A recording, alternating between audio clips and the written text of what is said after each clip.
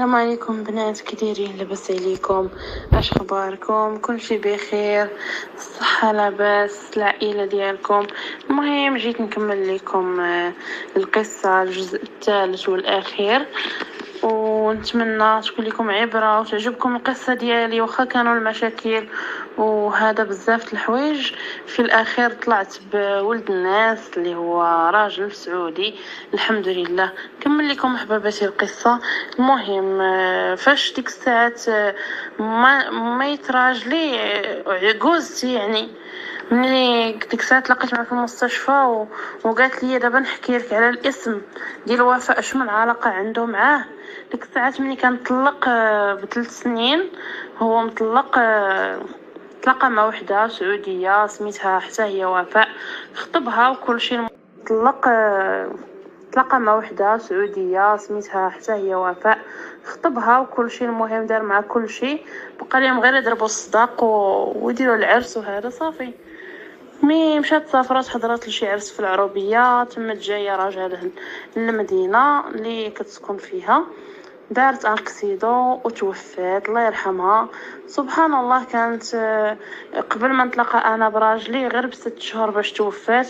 كان عنده هو باقي الجرح جديد، وقالت لي هذاك الشيء علاش انا بغيت نزوجه. ولكن مني جات انتي زوينه وبنت الناس وظريفه وفي نفس الوقت سميتك وفاء، يعني راه صدفه عظيمه من عند الله سبحانه وتعالى، ما خصنيش نفلتك وخاصني نزوجك لولدي باي طريقه. تزوجي لي بولدي وراه ولد مزيان وبخير وخدام ومعقول، ما يخصك معنا حتى شي خير. صافي المهم هي هذيك قالت لي العاصمه ديال السعوديه، وراه انا باغا نقول ليه الخدمه ديالو هنا، لحقاش الاب ديالو توفى وبغيتو باش يجي يشوف مصالحي يخدمني هنايا وهادي، ولكن في نفس الوقت بغيت نزوجو. ومني طحتي في بين يدي في هذا الليل ما غاداش نفلتك. المهم من بعد 3 ايام ولا ما نعرف 4 ايام بعد ما تلاقيت معاها، كان صافي الطبيب كتب لينا خروج من المستشفى، انا والعجوز ديالي، الام ديالي اللي انا مقابلاها وهذا، اللي كنقولها الام ديالي بطبيعه الحال ماشي الام ديالي الحقيقيه، غير خدامه عندها كيف ما كنقولوا مراعيتها. صافي خرجت تقريبا، دازت واحد عاوتاني واحد 5 ايام، نقول لكم 4 ايام، عيطت لي عقوزتي السلام سلام كي دايره لاباس عليك، عرفتيني انا فلان فلان. قلت ليها اي عرفتك، تقول لي ها خذي وبغى يهضر معك وبغى يتعرف عليك، ها هو خطيبك، نقولوا مخطوبين من دابا. قلت له ان شاء الله هضر معايا. ديك الساعات بغى يشوفني في الكاميرا، تعرف عليا، خدا النمره ديالي دخلها في التليفون ديالو، صونا ليا كاميرا ايمو، عجبته، ما دايره لا مكياج لا والو، بطبيعه الحال انا في الدار في الخدمه، ما عجبته طبيعيه. صافي هي هذيك في هذاك الليل بقينا النهار كله الليل كله حنا كنهضروا، عاودت لي على القصه ديالي كامله من الاول حتى الاخر كيف ما راني عاودتها لكم نتوما البنات. بقيت فيه وحتى هو يا الغد ليه عاود لي كل شيء على حياته، كيفاش طلق، كيفاش حتى تلاقيت معاه. المهم صراحة الله من بعد 3 ايام جا عندي، خرجت انا وياه، عرض عليا العشاء، تعارفنا، شفتو شافني على الطبيعة. المهم تفاهم. كان عمري ديك الساعة 23 عام وهو كان في عمره 46 عام، ولكن انا حبيته، يعني انسان ظريف ورومانسي وحنين وبزاف الحوايج اللي انا كنت فاقداهم في حياتي لقيتهم في هذاك الراجل. صافي اتفقنا مزيان، قال لي صافي دابا خصني نخطبك من داركم وهذا، واخا غير في التليفون. دابا انا ما نقدرش نمشي للمغرب، عندي شي ظروف دابا نعاودهم لك. عاود لي الظروف ديالو، كانوا عليه كريديات، كانوا عليه بزاف ديال الامور اللي ما يقدرش ينزل المغرب. صافي قال لي يعني شنو الشروط ديالك، شنو هذه؟ قلت له مصروف ديال الوالد ديالي، لانه الاب ديالي محيد رجلو وانا اللي كنصرف عليهم، ضروري خصك تبقى تصيفط ليهم القدا في الشهر. قال بقى كيصيفط ليهم 50,000 ريال مغربيه للمغرب، ما شاء الله تبارك الرحمن، وهو باقي كيصيفطها وباقي على الوعد ديالو، هاز ليا الاهل ديالو. نتمنى القصه ديالي توقع لاي وحده كانت حزينه وكانت يعني وما كنتش كنبعد من الله، كنت كنصلي وكنت كنطلب الله انه يفرج عليا همي ويعوضني على اللي فات ويعوضني على الزوج اللي ما صدقش في الاول وهذا. الحمد لله. صافي هضرت مع الوالده ديالي، هضر معاها في الكاميرا، طلب يدي من دارنا في الكاميرا. الوالده ديالي رفضت، قالت لي راه السعوديين كيضحكوا على المغربيات وهذه وعلى ما كنسمعوا. قلت لها انا الا ما كانش محمد انا راني والله ما نتزوج بولا راجل واخا ما نعرف منين نجيبيه ليا، غنبقى هكا بايره وذنوبي عليك. قلت لها بابا راه وافق وانتي ما بغيتيش توافقي. قالت اوكي، ولكن الا من بعد وقعت لك شي حاجه ما تجيش وتلومينا، دبري راسك. قلت لها واخا انا ندبر لمحايني. جينا بغينا نقولوها الكفله ديالي، قالت لا، لانه نتوما عارفين كيف ما عاودت لكم القصه من الاول كنت مراعيها احسن مراعاه بحال الام ديالي. طلبوا لنا واحد المبلغ اللي هو مبهر، تقريبا 10 المليون مغربيه، باش تنقل الكفاله ديالي ويقدر يتزوج بيا. فعلا في ظرف شهرين جاب هذيك 10 المليون.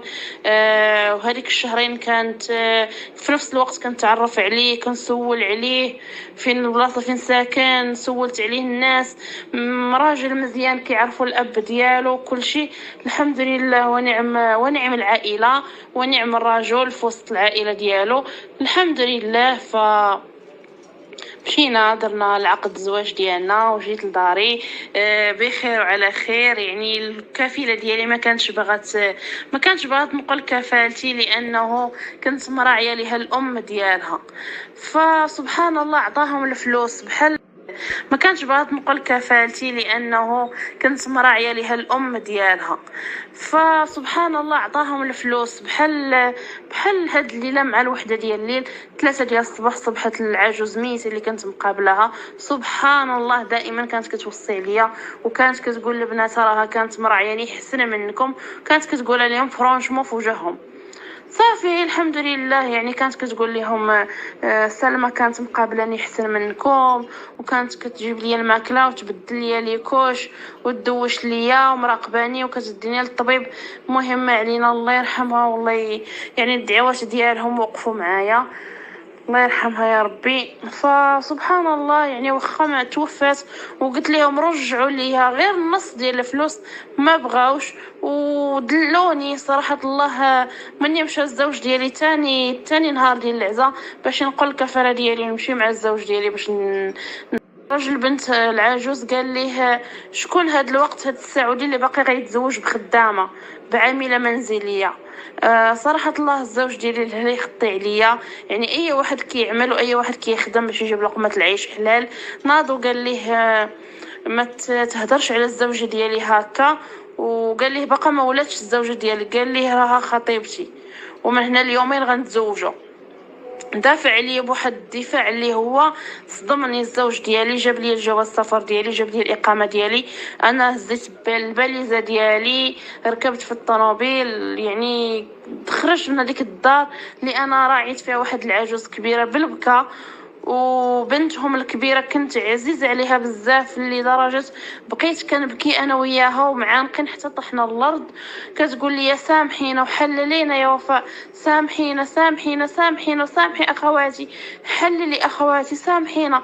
قلت لي عطاني الاقامه ديالي وعطاني الجواز السفر، ما عاملنيش كخدامه بطبيعه الحال، عاملني كزوجه، دار لي القيمه. الحمد لله. جيت هاد الهضره اللي قال لي راجل بنت العجوز ما قالهاش لي ديك الساعات، كانت نفسيتي مره نفسيتي صافي محطمه بزاف. صافي الحمد لله. جيت لداري هذيك الليله نعست حدا الام ديالو الله يرحمها. اليوم الثاني مشينا مشينا درنا العقد الزواج.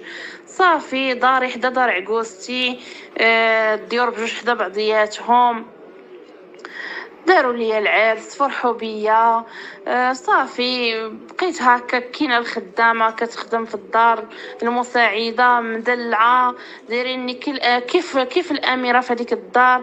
ومن الحكم ان العقوزتي الام ديال الزوج ديالي ما عندهاش البنات، عندها غير الولاد الذكوره، كانت دايره ليا بحال شي بيبي ما تقل حتى من الكارت كيشي ديالها كتشد فيها 2.5 مليون في الشهر. عطاتها ليا قالت لي هادي تبقى عندك، انت اللي غتولي تصرفي على الدار، وانت اللي تاخدي اللي بغيتي وديري اللي بغيتي، انت تنهي وانت تامري وانت تنهي.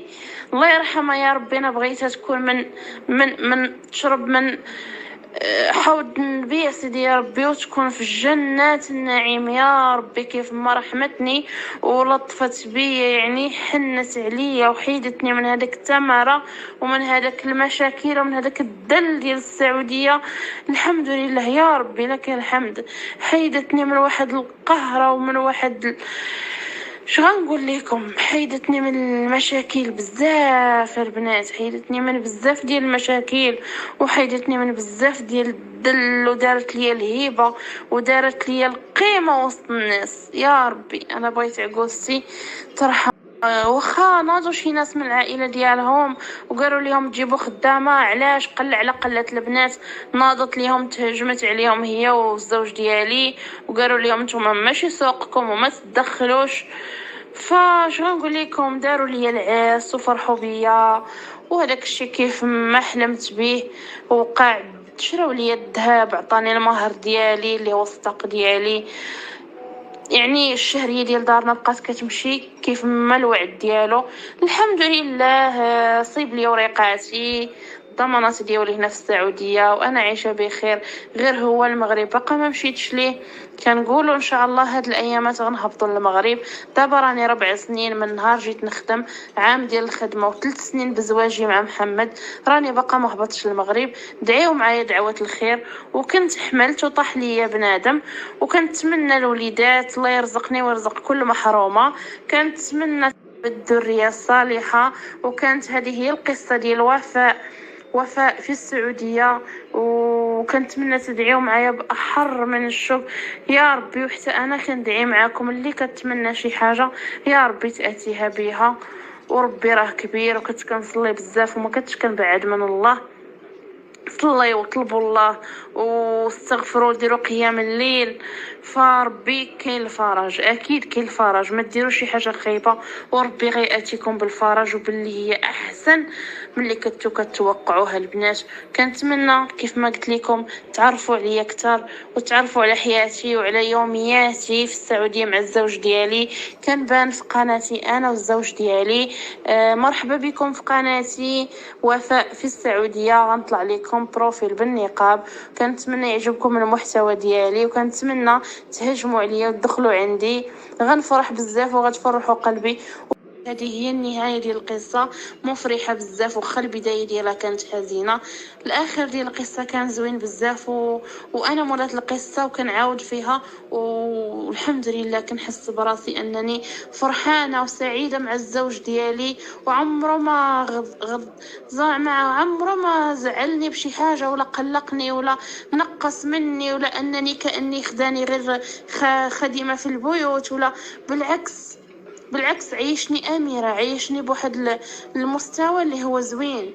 الله يخليه ليا. وحتى انا صدقت بنت الناس وصبرت معاه على الديون اللي كانوا عنده، فك الديون ديالو وكمل الامور ديالو الحمد لله. كانت هذه هي القصه، النهايه ديال القصه ديالي.